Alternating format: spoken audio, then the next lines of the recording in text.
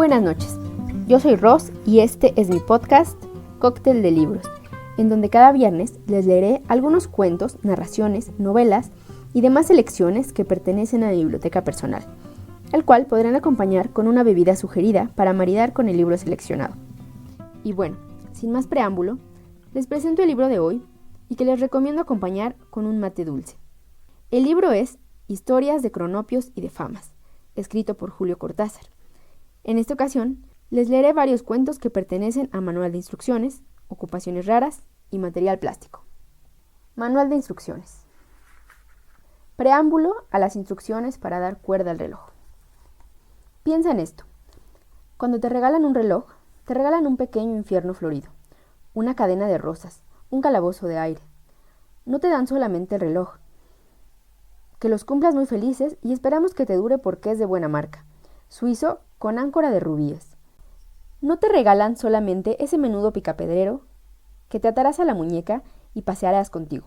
Te regalan, no lo saben, lo terrible es que no lo saben, te regalan un nuevo pedazo frágil y precario de ti mismo, algo que es tuyo pero no es tu cuerpo, que hay que atar a tu cuerpo con su correa como un bracito desesperado colgándose de tu muñeca. Te regalan la necesidad de darle cuerda todos los días, la obligación de darle cuerda para que siga siendo un reloj. Te regalan la obsesión de atender a la hora exacta en las vitrinas de las joyerías, en el anuncio por la radio, en el servicio telefónico. Te regalan el miedo de perderlo, de que te lo roben, de que se te caiga al suelo y se rompa. Te regalan su marca y la seguridad de que es una marca mejor que las otras. Te regalan la tendencia a comparar tu reloj con los demás relojes. No te regalan un reloj. Tú eres el regalado. A ti te ofrecen para el cumpleaños del reloj. Instrucciones para dar cuerda al reloj. Allá en el fondo está la muerte, pero no tenga miedo. Sujete el reloj con una mano. Tome con 2 dedos la llave de la cuerda. Remóntela suavemente. Ahora se abre otro plazo. Los árboles despliegan sus hojas. Las barcas corren regatas. El tiempo, como un abanico, se va llenando de sí mismo y de él brotan el aire, las brisas de la tierra, la sombra de una mujer, el perfume del pan. ¿Qué más quiere? ¿Qué más quiere? Átelo pronto a su muñeca. Déjelo latir en libertad. Imítelo anhelante. El miedo herrumbra las áncoras. Cada cosa que pudo alcanzarse y fue olvidada va corroyendo las venas del reloj, gangrenando la fría sangre de sus pequeños rubíes. Y allá en el fondo está la muerte, si no corremos y llegamos antes y comprendemos que ya no importa. Ocupaciones raras.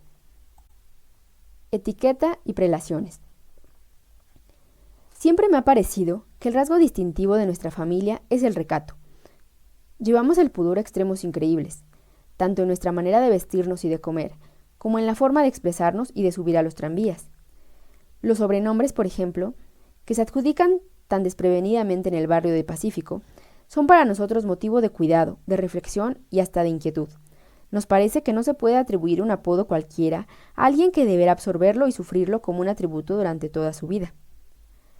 Las señoras de la calle Humboldt llaman Toto, Coco o Cacho a sus hijos y Negra o Beba a las chicas, pero en nuestra familia ese tipo corriente de sobrenombre no existe, y mucho menos otros rebuscados y espamentosos como Chirola, Cachuzo o Matagatos, que abundan por el lado de Paraguay y Godoy Cruz.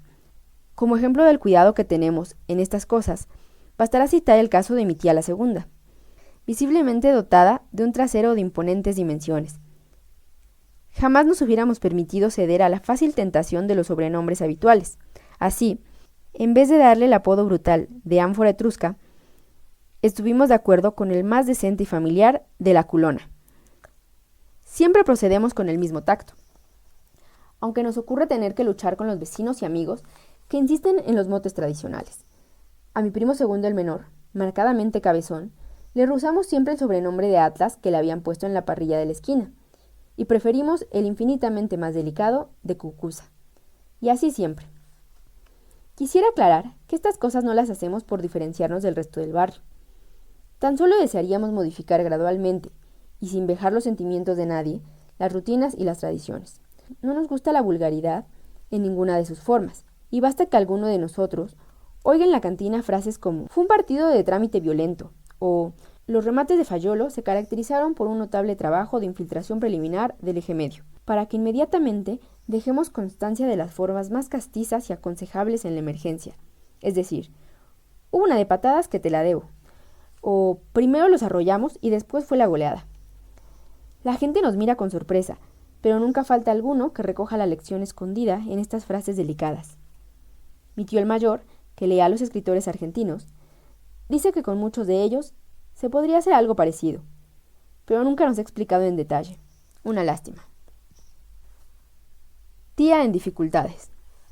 ¿Por qué tendremos una tía tan temerosa de caerse de espaldas? Hace años que la familia lucha por curarla de su obsesión, pero ha llegado la hora de confesar nuestro fracaso. Por más que hagamos, tía tiene miedo de caerse de espaldas, y su inocente manía nos afecta a todos, empezando por mi padre, que fraternalmente la acompaña a cualquier parte y va mirando el piso para que tía pueda caminar sin preocupaciones, mientras mi madre se esmera en barrer el patio varias veces al día. Mis hermanas recogen las pelotas de tenis con que se divierten inocentemente en la terraza, y mis primos borran toda huella imputable a los perros, gatos, tortugas y gallinas que proliferan en la casa. Pero no sirve de nada. Tía solo se resuelve a cruzar las habitaciones después de un largo titubeo, interminables observaciones oculares y palabras destempladas a todo chico que ande por ahí en ese momento. Después se pone en marcha, apoyando primero un pie y moviéndolo como un boxeador en el cajón de resina. Después el otro, trasladando el cuerpo en un desplazamiento que en nuestra infancia nos parecía majestuoso, y tardando varios minutos para ir de una puerta a otra. Es algo horrible. Varias veces la familia ha procurado que mi tía explicara, con alguna coherencia, su temor a caerse de espaldas. En una ocasión, fue recibida con un silencio que se hubiera podido cortar con guadaña. Pero una noche, después de su vasito de esperidina, tía condescendió a insinuar que si se caía de espaldas, no podría volver a levantarse. A la elemental observación de que 32 miembros de la familia estaban dispuestos a acudir en su auxilio, respondió con una mirada lánguida y 2 palabras: lo mismo. Días después, mi hermano el mayor me llamó por la noche a la cocina y me mostró una cucaracha caída de espaldas debajo de la pileta. Sin decirnos nada, asistimos a su vana y larga lucha por enderezarse, mientras otras cucarachas, venciendo la intimidación de la luz, circulaban por el piso y pasaban rozando a la que yacía en posición de cúbito dorsal. Nos fuimos a la cama, con una marcada melancolía, y por una razón u otra nadie volvió a interrogar a mi tía. Nos limitamos a aliviar en lo posible su miedo, acompañarla a todas partes, darle el brazo y comprarle cantidad de zapatos con suelas antideslizantes y otros dispositivos estabilizadores. La vida siguió así, y no era peor que otras vidas. Tía explicada o no. Quien más, quien menos, mis 4 primos carnales se dedican a la filosofía. Leen libros, discuten entre ellos y son admirados a distancia por el resto de la familia. Fiel al principio de no meterse en las preferencias ajenas e incluso favorecerlas en la medida de lo posible. Estos muchachos, que me merecen gran respeto, se plantearon más de una vez el problema del miedo de mi tía, llegando a conclusiones oscuras, pero tal vez atendibles. Como suele ocurrir en casos parecidos, mi tía era la menos enterada de estos cabildeos. Pero desde esa época, la diferencia de la familia se acentuó todavía más. Durante años, hemos acompañado a tía en sus titubeantes expediciones de la sala del antepatio, del dormitorio al cuarto de baño, de la cocina a la alacena. Nunca nos pareció fuera de lugar que se acostara de lado, y que durante la noche observara la inmovilidad más absoluta, los días pares del lado derecho y los días impares del lado izquierdo. En las sillas del comedor y del patio, tía se instala muy erguida. Por nada aceptaría la comodidad de una mecedora o de un sillón Morris. La noche del Sputnik, la familia se tiró al suelo en el patio para observar el satélite. Pero tía permaneció sentada, y al día siguiente tuvo una tortícolis horrenda. Poco a poco nos fuimos convenciendo, y hoy estamos resignados. Nos ayudan nuestros primos carnales, que aluden a la cuestión con miradas de inteligencia y dicen cosas tales como: «Tienes razón, pero ¿por qué? No lo sabemos, y ellos no quieren explicarnos. Para mí, por ejemplo, estar de espaldas me parece comodísimo. Todo el cuerpo se apoya en el colchón o en las baldosas del patio. Uno siente los talones, las pantorrillas, los muslos, las nalgas, el lomo, las paletas, los brazos y la nuca que se reparten el peso del cuerpo, y lo difunden, por decir así, en el suelo. Lo acercan tan bien y tan naturalmente a esa superficie que nos atrae vorazmente y parecería querer tragarnos. Es curioso que a mí estar de espaldas me resulte la posición más natural, y a veces sospecho que mi tía le tiene horror por eso. Yo la encuentro perfecta, y creo que en el fondo es la más cómoda. Sí, he dicho bien, en el fondo, bien en el fondo, de espaldas. Hasta me da un poco de miedo, algo que no consigo explicar. ¿Cómo me gustaría ser como ella? ¿Y cómo no puedo? Material plástico. El diario a diario. Un señor toma el tranvía después de comprar el diario y ponérselo bajo el brazo. Media hora más tarde, desciende con el mismo diario bajo el mismo brazo. Pero ya no es el mismo diario. Ahora es un montón de hojas impresas que el señor abandona en un banco de plaza. Apenas queda solo en el banco, el montón de hojas impresas se convierte otra vez en un diario, hasta que un muchacho lo ve, lo lee y lo deja convertido en un montón de hojas impresas. Apenas queda solo en el banco, el montón de hojas impresas se convierte otra vez en un diario, hasta que una anciana lo encuentra, lo lee y lo deja convertido en un montón de hojas impresas. Luego se lo lleva a su casa y en el camino lo usa para empaquetar medio kilo de acelgas, que es para lo que sirven los diarios después de estas excitantes metamorfosis. Acefalía. A un señor le cortaron la cabeza, pero como después estalló una huelga y no pudieron enterrarlo, este señor tuvo que seguir viviendo sin cabeza y arreglárselas bien o mal. Enseguida, notó que 4 de los 5 sentidos se le habían ido con la cabeza. Dotado solamente de tacto, pero lleno de buena voluntad, el señor se sentó en un banco de la plaza Lavalle y tocaba las hojas de los árboles una por una, tratando de distinguirlas y nombrarlas. Así, al cabo de varios días, pudo tener la certeza de que había juntado sobre sus rodillas una hoja de eucalipto, una de plátano, una de magnolia foscata y una piedrita verde. Cuando el señor advirtió que esto último era una piedra verde, pasó un par de días muy perplejo. Piedra era correcto y posible, pero no verde. Para probar imaginó que la piedra era roja.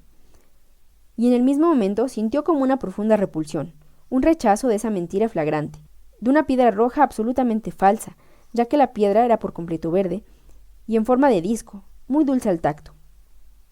Cuando se dio cuenta de que además la piedra era dulce, el señor pasó cierto tiempo atacado de gran sorpresa.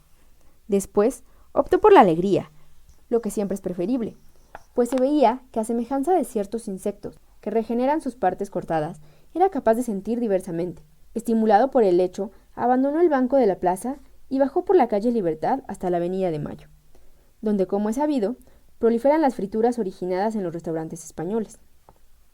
Enterado de ese detalle que le restituía un nuevo sentido, el señor se encaminó vagamente hacia el este o hacia el oeste, pues de eso no estaba seguro, y anduvo infatigable, esperando de un momento a otro oír alguna cosa, ya que el oído era lo único que le faltaba. En efecto, veía un cielo pálido como de amanecer. Tocaba sus propias manos con dedos húmedos y uñas que se hincaban en la piel. Olía como a sudor, y en la boca tenía gusto a metal y a coñac. Solo le faltaba oír, y justamente entonces oyó, y fue como un recuerdo, porque lo que oía era otra vez las palabras del capellán de la cárcel. Palabras de consuelo y esperanza, muy hermosas en sí. Lástima que con cierto aire de usadas, de dichas muchas veces, de gastadas a fuerza de sonar y sonar. Propiedades de un sillón. En casa de Jacinto hay un sillón para morirse. Cuando la gente se pone vieja, un día le invitan a sentarse en el sillón, que es un sillón como todos, pero con una estrellita plateada en el centro del respaldo. La persona invitada suspira, mueve un poco las manos como si quisiera alejar la invitación, y después va a sentarse en el sillón y se muere. Los chicos, siempre traviesos, se divierten en engañar a las visitas en ausencia de la madre, y las invitan a sentarse en el sillón. Como las visitas están enteradas, pero saben que de eso no se debe hablar, miran a los chicos con gran confusión y se excusan con palabras que nunca se emplean cuando se habla con los chicos, cosa que a estos los regocija extraordinariamente. Al final, las visitas se valen de cualquier pretexto para no sentarse, pero más tarde, la madre se da cuenta de lo sucedido y a la hora de acostarse hay palizas terribles. No por eso escarmientan. De cuando en cuando consiguen engañar a alguna visita cándida y la hacen sentarse en el sillón. En esos casos, los padres disimulan, pues temen que los vecinos lleguen a enterarse de las propiedades del sillón y vengan a pedirlo prestado para hacer sentar a una u otra persona de su familia o amistad. Entretanto, los chicos van creciendo y llega un día en que, sin saber por qué, dejan de interesarse por el sillón y las visitas. Más bien, evitan entrar en la sala, hacen un rodeo por el patio y los padres, que ya están muy viejos, cierran con llave la puerta de la sala y miran atentamente a sus hijos como queriendo leer en su pensamiento. Los hijos desvían la mirada y dicen que ya es hora de comer o de acostarse. Por las mañanas el padre se levanta el primero y va siempre a mirar si la puerta de la sala sigue cerrada con llave, o si alguno de los hijos no ha abierto la puerta para que se vea el sillón desde el comedor, porque la estrellita de plata brilla hasta en la oscuridad y se le ve perfectamente desde cualquier parte del comedor. Discurso del oso. Soy el oso de los caños de la casa. Subo por los caños en las horas de silencio. Los tubos de agua caliente, de la calefacción, del aire fresco. Voy por los tubos de departamento en departamento. Y soy el oso que va por los caños. Creo que me estiman porque mi pelo mantiene limpios los conductos. Incesantemente corro por los tubos, y nada me gusta más que pasar de piso en piso resbalando por los caños. A veces, saco una pata por la canilla, y la muchacha del tercero grita que se ha quemado. O gruñe a la altura del horno del segundo, y la cocinera Guillermina se queja de que el aire tira mal. De noche ando callado, y es cuando más ligero ando. Me asomo al techo por la chimenea para ver si la luna baila arriba, y me dejo resbalar como el viento hasta las calderas del sótano. Y en verano nado de noche en la cisterna picoteada de estrellas. Me lavo la cara primero con una mano, después con la otra, después con las dos juntas, y eso me produce una grandísima alegría. Entonces resbalo por todos los caños de la casa, gruñendo contento, y los matrimonios se agitan en sus camas y deploran la instalación de las tuberías. Algunos encienden la luz y escriben un papelito para acordarse de protestar cuando vean al portero. Yo busco la canilla que siempre queda abierta en algún piso. Por allí saco la nariz y miro la oscuridad de las habitaciones donde viven esos seres que no pueden andar por los caños, y les tengo algo de lástima al verlos tan torpes y grandes, al oír cómo roncan y sueñan en voz alta, y están tan solos. Cuando de mañana se lavan la cara, les acaricio las mejillas, les lamo la nariz y me voy, vagamente, seguro de haber hecho bien. Esta fue la lectura de hoy. Espero que lo hayan disfrutado y que haya echado a volar su imaginación en esa forma tan peculiar que tiene Cortázar para hacerlo. Gracias por escucharme. Hasta la próxima.